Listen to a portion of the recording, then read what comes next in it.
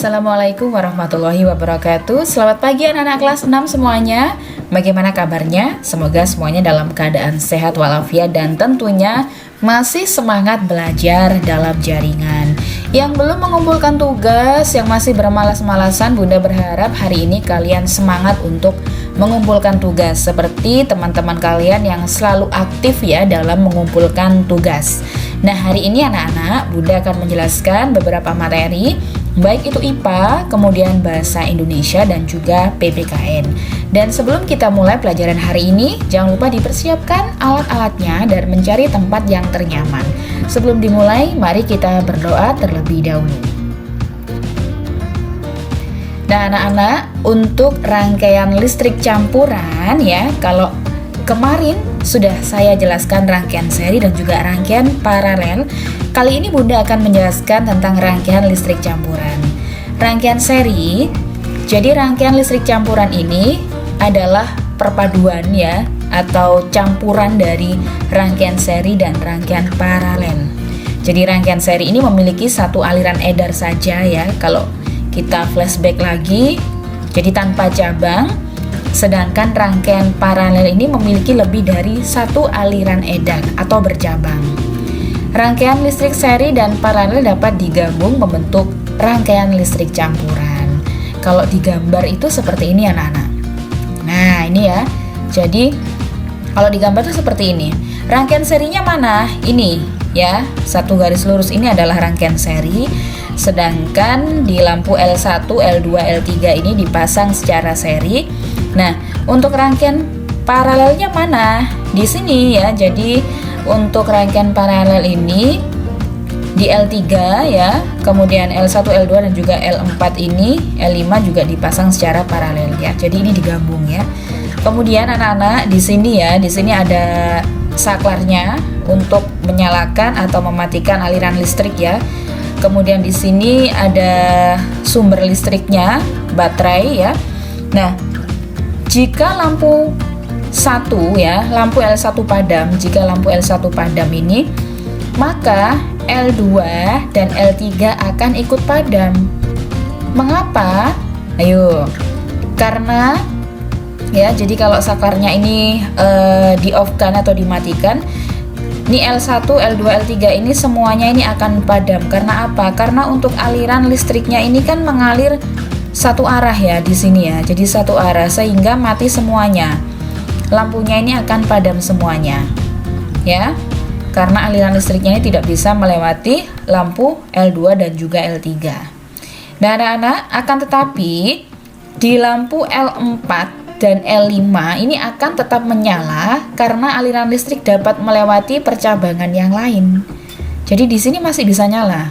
Ya, kalau ini padam, ini lampu L4 dan juga L5 ini masih bisa menyala ya.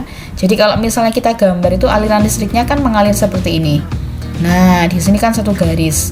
Kalau misalnya ini dimatikan ya, ada saklar di sini itu dimatikan, maka yang lampu L4 dan L5 ini masih bisa menyala karena aliran listriknya masih bisa melewati percabangan di sini. Jadi masuk ke L4, kemudian di sini juga masuk ke L5. Ini ya, jadi semoga anak-anak paham ya, mempunyai gambaran ya untuk rangkaian campuran. Nah, anak-anak, untuk tugas IPA-nya ini kalian harus mencatat kembali ya, merangkum untuk muatan IPA karena kalian atau di buku kalian ini tidak ada rangkumannya, belum ada catatannya, sehingga ditulis yang rapi ya untuk rangkaian campuran ini. Lanjut ke muatan berikutnya tentang kosakata baku pada kalimat efektif.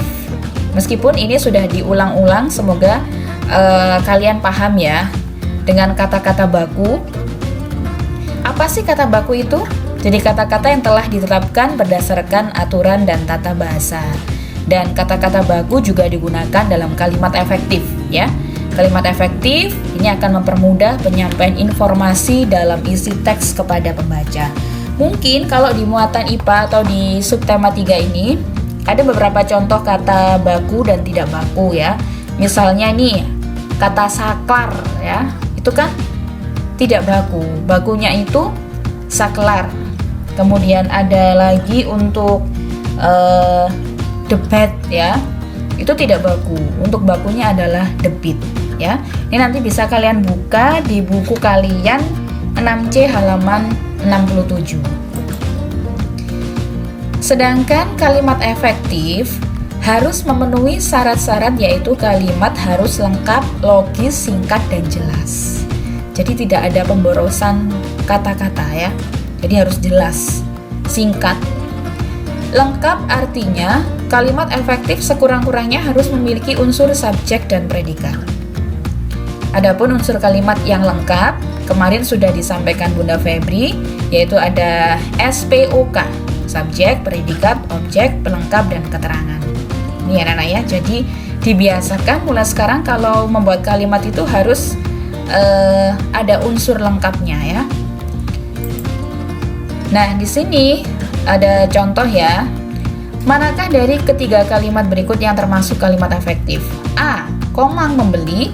B. Komang membeli roti. C. Komang membeli roti di warung. Yang A ini unsurnya itu hanya subjek dan predikat ya. Sedangkan yang B unsurnya ada komang itu subjek, membeli itu predikat ya, roti itu objek. Sedangkan yang C, komang membeli roti di warung, komangnya subjek, membelinya predikat, roti objek, di warung keterangan tempat. Sehingga yang termasuk kalimat efektif adalah yang C, karena ada 4 unsur tadi.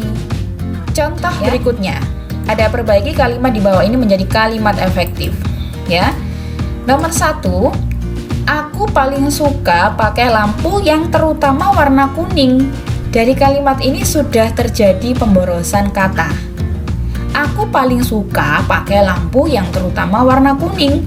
Nah, ini anak-anak disuruh mengubah menjadi kalimat efektif. Bagaimanakah yang benar? Langsung aja, lebih simpel ya. Jadi kalau bisa itu pakai saya ya, karena aku ini adalah bahasa lisan ya. Nah, di sini kalimat efektifnya saya suka lampu warna kuning. Langsung saja. Jadi nggak usah terlalu panjang bertele-tele seperti ini ya. Saya subjek, suka predikat, lampu objek, warna kuning keterangan ya. Jadi ini terlalu boros. Contoh berikutnya, rangkaian paralel akan sangat membantu sekali penghematan biaya listrik. Nah, ini kalau sudah dirasakan kan kalimatnya terlalu boros dan ruwet ya, susah dipahami. Sehingga kita ubah menjadi kalimat efektif. Contohnya hasilnya di nomor 2 ini langsung, rangkaian paralel sangat membantu penghematan biaya listrik ya. Jadi akannya dibuang. Kemudian kalau sudah ada sangat jangan sekali, karena sangat ini sudah mencerminkan sekali ya. Jadi sekalinya dibuang ya. Jadi lebih hemat dalam membuat kalimat itu. Kita juga harus bisa menghemat kata biar menjadi kalimat efektif. Yang ketiga, tidak perlu menyalakan semua lampu saat cuaca tidak terlalu gelap. Nah, kebanyakan tidak perlu. Kira-kira apa yang betul? Nah, yang betul itu adalah langsung aja nyalakan lampu saat cuaca gelap. Jangan terlalu panjang ya. Jadi tidak perlu menyalakan semua lampu saat cuaca tidak terlalu gelap. Jawabannya langsung nyalakan lampu saat cuaca gelap. Ini anak-anak ya. Jadi di tugasnya ini kalian untuk muatan bahasa Indonesia silakan dikerjakan buku paket 6C halaman 66 dan 67. Kita lanjut untuk muatan PPKN, masih terkait dengan hak dan kewajiban ya. Jadi menjelaskan hak dengan bertanggung jawab. Nah, di sini kita ini harus melakukan kewajiban di jalan dengan penuh rasa tanggung jawab agar hak diri sendiri dan orang lain tidak dirugikan.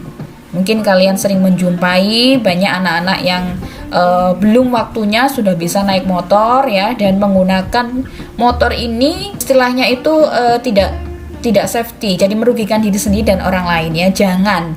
Ini saya lihat anak kelas 6 sudah sering menggunakan motor ya. Jadi anak-anak belum waktunya ya, jangan dipaksa, jangan memaksakan diri karena itu berbahaya bagi kalian ya. Tidak hanya bagi kalian tapi juga bagi pengendara yang lain. Mengendarai sepeda dengan kecepatan tinggi dapat menyebabkan kecelakaan yang membahayakan diri sendiri dan orang lain. Ini yang sering terjadi sekali. Kemudian hak yang terganggu dalam kejadian ini adalah hak keselamatan di jalan. Kalau sudah seperti ini repot nanti, urusannya panjang. Urusan dengan si korban, kemudian urusan dengan bapak polisi ya. Jadi alangkah baiknya kalian menggunakan motor itu memang sudah waktunya ya. Jangan sampai ini kalian di jalan sudah kebut-kebutan, tidak menggunakan atau tidak memakai helm dan juga jaket. Nah, oleh karena itu anak-anak, kewajiban kita adalah berkendara dengan kecepatan yang sesuai. Harus bisa patuh dengan aturan, ya. Jadi benar-benar karena di jalan itu adalah istilahnya itu maut itu sudah say hello dengan kita, ya. Jadi kita benar-benar harus dengan taat dengan aturan. Ini ya penjelasan dari Bunda untuk hari ini, dan tugasnya adalah kalian kerjakan halaman 64 untuk muatan PPKN ya. Jadi silakan dikerjakan halaman 64 untuk muatan PPKN. Cukup sekian penjelasan dari Bunda. Selamat mengerjakan, tetap semangat ya untuk hari ini. Saya akhiri. Wassalamualaikum warahmatullahi wabarakatuh.